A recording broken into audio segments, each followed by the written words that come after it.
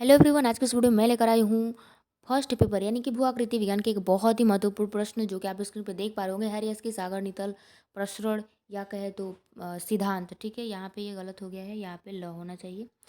तो ये जो है बहुत ही महत्वपूर्ण प्रश्न है। इसमें तो वैसे तो शॉर्ट क्वेश्चन पूछता है, लेकिन मैं इसमें आपको पूरे लॉन्ग वीडियो बताऊंगी। अगर हो सकता है आपके क्वेश्चन पेपर में लॉन्ग आ जाए तो आप देखे रहोगे तो कर लोगे। ठीक है, तो चलिए बिना देर को वीडियो को शुरू करते हैं। और अभी तक मेरे चैनल से जुड़े नहीं तो प्लीज़ जुड़ जाइए, क्योंकि अब रोज़ जो है वीडियो आपको इस चैनल से मिलेंगे अगर आप एमए के स्टूडेंट हो और आपका सब्जेक्ट भूगोल हो तो। ठीक है, तो हेडिंग इसमें सबसे पहले आपको लगाना है हैरी हेस की सागर नीतल प्रसरण की संकल्पना। ठीक है, तो ये जो हैरी हेस महोदय हैं, ऐसा थोड़ी है कि ये सागर नीतल जो प्रश्न यानी कि जो सिद्धांत है इसमें केवल हैरी हेस ने ही अपना मत दिया है। नहीं, इसमें मार्गन भी है और एक और है यूलियर महोदय, जो कि इनका बहुत ही महत्वपूर्ण रोल है इसमें सागर नीतल में।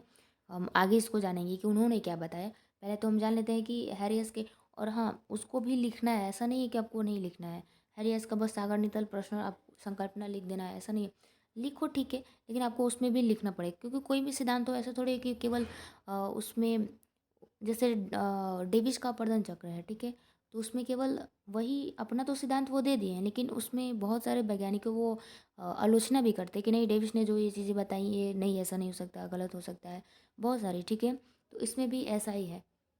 तो चलिए हम फिगर के माध्यम से पहले हरियास महोदय का हम सागर नीतल प्रश्न इनके द्वारा जो है सिद्धांत को जानते हैं। ठीक है, तो हेडिंग है हरियास की सागर नीतल प्रश्न की संकल्पना। ठीक है, तो ये जो है हैस जो कहते हैं कि महाद्वीप और महासागरीय तली भी जो हैं क्या होती हैं, विस्थापित हो जाती हैं। कार्बोनिफेरस युग में जो पेंजिया था वो प्लेटी स्थानांतरण और प्रवाह के कारण ही, जो अब देखेंगे मतलब वर्तमान समय में कहे तो महाद्वीप जो है, महासागर का रूप जो है वह उससे ही प्राप्त हुआ है।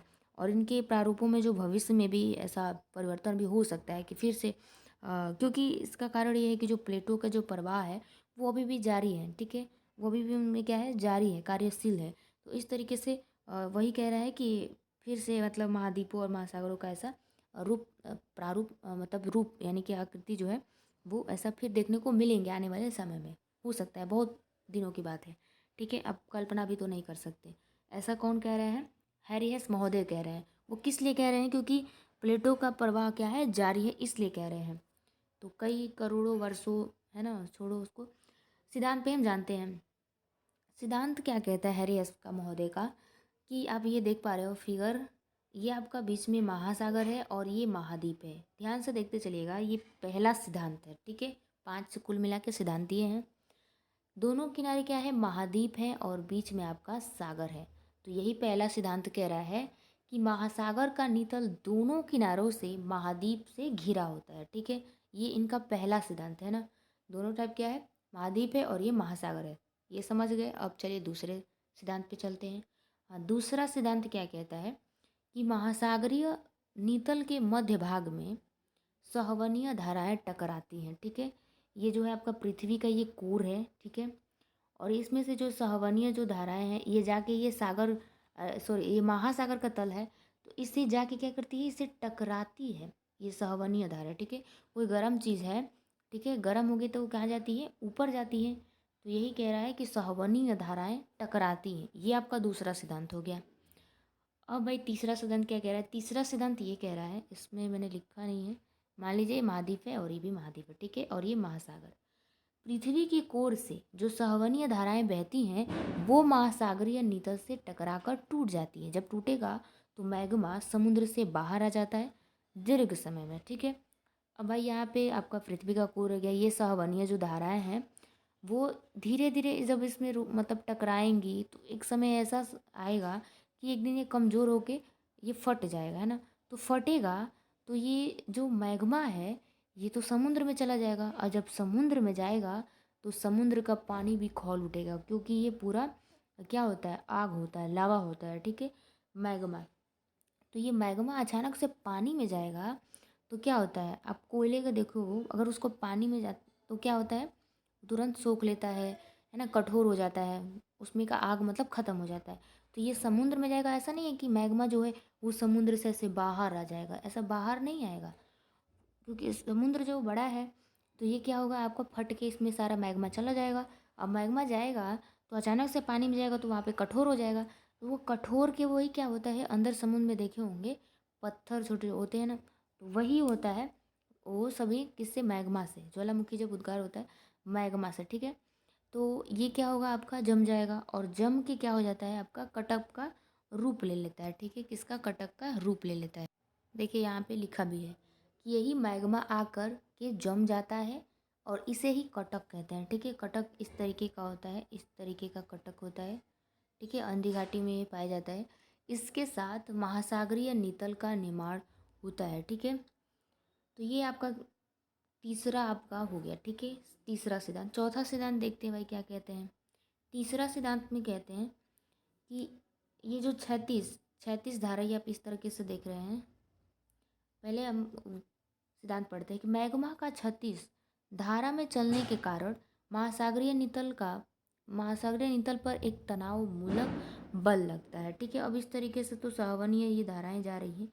अब इस पे बल लगेगा, इस दोनों पे, एक मिनट, इस पे बल लगेगा तो ये क्या होगा, दोनों तरफ से ये इधर से सहवनीय धाराएं चली जाएंगी और ये इधर से चले, और बीच में क्या होगा आपका, बीच में क्या होगा, तनाव पड़ेगा। जैसे कि ये फिगर है आपका, पेपर है ना, दोनों हाथों से अगर खींचोगे तो बीच बीच में क्या होगा आपका, यहीं पे तनाव उत्पन्न होगा, मतलब प्रसार होगा। तो ये चौथा, बस ये इनका कहना था, ठीक है। चौथा सिद्धांत कह रहे हैं। अब पांचवा सिद्धांत क्या है कि ठंडी धाराएं चलती हैं जिससे नीचे आने का प्रयास करती हैं, जिसे संपीड़न बल कहते हैं। इसे नीचे की ओर दबाव के वजह से महासागर गर्त बनता है और इसी गर्त को कहते हैं अवतलन, ठीक है। अब फिगर के माध्यम से देखिए भाई, अगर कोई चीज़ गर्म होती है, अगर हम मान लीजिए पानी को गर्म करते हैं और उसको, तो वो क्या करता है, आप देखेंगे कि ऊपर जाने की कोशिश करता है, ठीक है। जब गर्म रहता है उस स्थिति में। और अगर ठंडी धारा, यहाँ पे क्या कह रहे हैं, ठंडी धारा होगी तो वो थोड़ी ऊपर जाएगी, वो तो नीचे आने की कोशिश करेगी, ठीक है। तो इसी बात को पांचवें सिद्धांत में बताया है कि जब नीचे आने का प्रयास करेगी तो ही संपीड़न बल कहते हैं, ठीक है, मतलब दबाव पड़ेगा। तो अब ये नीचे आने के लिए दबाव देगी तो यहाँ जो तो तल है, यहाँ पे जो तल है, एक मिनट ज़्यादा खाँचा खुची हो गया, यहाँ पे ये मान लीजिए कि ठीक है। अब ये नीचे आने के लिए प्रयास करेगी तो ये तल है मान लीजिए, ठीक है। अब बार बार ये फोर्स करेगी, मतलब बल लगाएगी, है ना, दाब वो करेगी बार बार, तो आपको यहाँ पे ऐसा गर्त जैसा गड्ढा बनते जाएगा, ठीक है। इस तरीके का हो गया, मतलब ये समुद्र का तल हो गया, और ये देखिए समुद्र से नीचे ये और भी गड्ढा बन गया, इस तरीके से इसका भाग इतना नीचे चला गया तो ये गर्त बन गया, मतलब गड्ढा बन गया। तो इसी चीज़ को कह रहा है और इसी को कहते हैं भूगोल की भाषा में अवतलन, ठीक है, अवतलन। तो यही क्या हो जाता है, गड्ढा बन जाता है। अब एक और फिगर देखिए, सागर नीतल है ना, आखिर सागर नीतल यानी कि सागर का जो तल है वो कहाँ पे निर्माण होगा, कहाँ मतलब ऐसा तल होगा और कहाँ पे वो विनाश होगा, ठीक है। तो निर्माण देखिए कहाँ होगा, जहाँ कटकों के समीप, ये कटकों के समीप जो है भाई, कटक जो है इस तरीके का जब होगा तो ऐसे थोड़ी कि ये तैर रहे हैं, इसके लिए तल पे ये होगा इस तरीके से। और विनाश की अगर बात करें तो ये गर्तों के समीप, मान लीजिए कि इस ये तल है समुद्र का और ये इधर ये गर्त है, ठीक है, इतना गर्त है। तो आने वाले समय में ये धीरे धीरे ये जो तल है ये इसको गर्त में मिला लेगा, ठीक है, मिला लेगा। तो इसी को कह रहा है, तो वहाँ पे क्या होगा, विनाश हो जाएगा, मतलब किसका, तल का, है ना। यहाँ पे तल का मतलब नीतल का जो है विनाश हो जाएगा, ख़त्म हो जाएगा, वहाँ तल ही नहीं रहेगा और नीचे चला जाएगा, ठीक है। तो इसी चीज़ को कह रहे हैं। तो ये हैरियस का ये जो है सागर नीतल सिद्धांत है, जो कि 5 सिद्धांत इन्होंने बताया।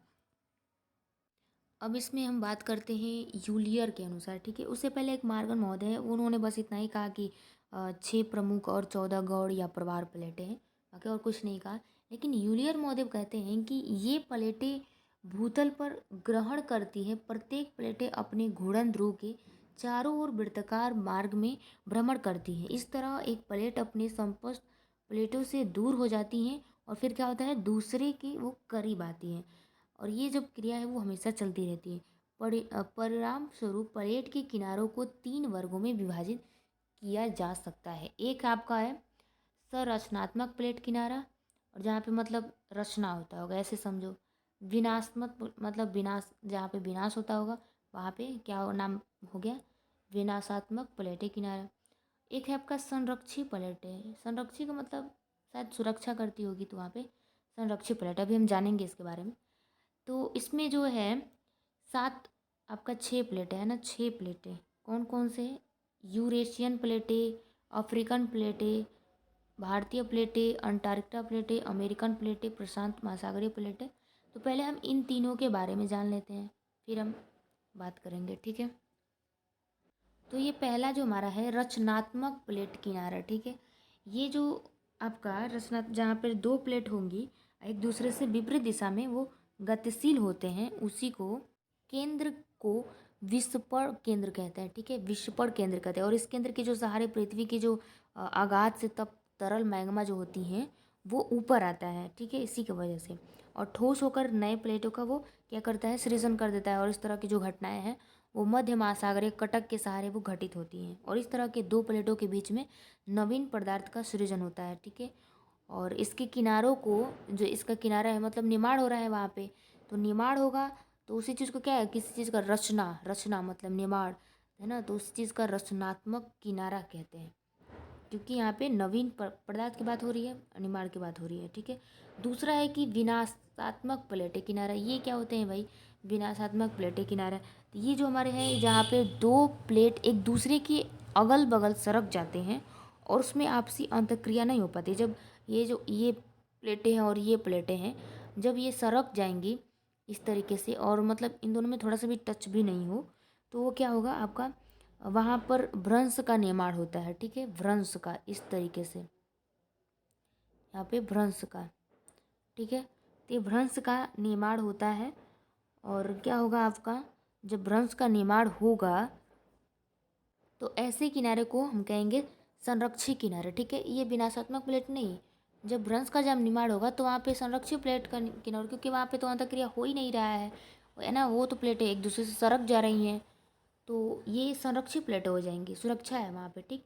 लेकिन विनाश, अगर विनाश कहाँ होगी, विनाशात्मक प्लेटें कहाँ होंगी, कि जब वहाँ पे दो प्लेट आपस में टकराते हैं तो उनके जो किनारों का जो विनाशात्मक किनारा उसको कहते हैं, जहाँ पे वो टकराएंगी, ये प्लेटें हैं और ये प्लेटें, ठीक। जब यहाँ पे टकराएंगी तो ये किनारा, इसका भी एक किनारा हो गया ये, अब यहाँ पे टकराएंगी तो वो किनारा हो गया। क्योंकि ये जो प्लेटें हैं ये भारी पदार्थों का बना होती है और किनारा नीचे की ओर चला जाता है, ठीक है, नीचे की ओर चला जाता है इस तरीके से। और जहाँ पर वो नष्ट होकर वो क्या हो जाती हैं, गहराई में विलीन हो जाती है। जब ये प्लेटें हैं और ये प्लेटें हैं जब टकराएंगी एक दूसरे से इस तरीके से, तो ये ऐसे इसका ये ऐसा फिगर बन जाएगा, ठीक है, इस तरीके से। मतलब ये गहराई में चली जाएंगी, ऐसे गहराई में चली जाएंगी। और यही संरक्षिका है कि जब वो प्लेटें एक दूसरे से सरक जाएंगी तो उनमें कोई अंतःक्रिया हो ही नहीं रही, वो दोनों प्लेटें बच जाएंगी और वहीं पे क्या होगा, भ्रंश का निर्माण होगा। तो ये तीनों चीज़ आपको समझ में आ गया, ठीक है। संरचनात्मक प्लेट और विनाशात्मक प्लेट, संरक्षित प्लेट, ठीक है। अब ये जो है टैरसरिक युग की बात करें तो नवीन वल्तो पर्वतों की जो श्रृंखलाएं हैं, ज्वालामुखी और भूकंप के सक्रिय क्षेत्र हैं, जिनका संबंध जो है प्लेट के विनाशात्मक किनारों से जोड़ा गया।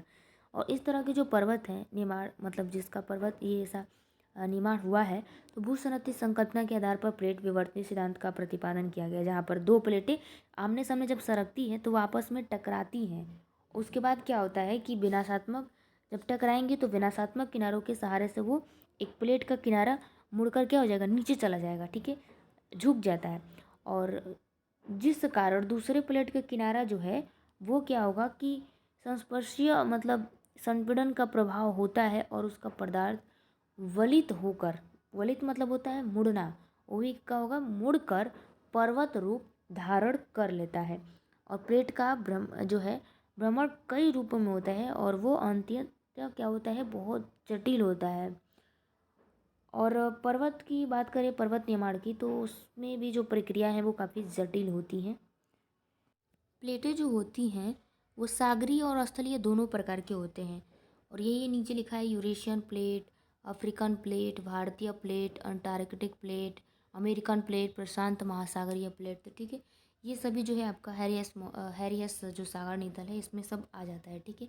और अब आपको एक क्वेश्चन देते हैं, क्योंकि आप इस जो है एमए के स्टूडेंट हो गए, और आपको ये बताना है कि पर्वत, केवल शॉर्ट में बताना है कि पर्वत जो हमारा है वो आखिर कैसे निर्माण होता है, ठीक है। आपको कमेंट करके बताना है, भूलना नहीं है, ठीक है। तो उम्मीद करते हैं वीडियो पसंद आया होगा तो लाइक शेयर कमेंट जरूर करिएगा। तो चलिए मिलते हैं नेक्स्ट वीडियो में, तब तक के लिए जय हिंद।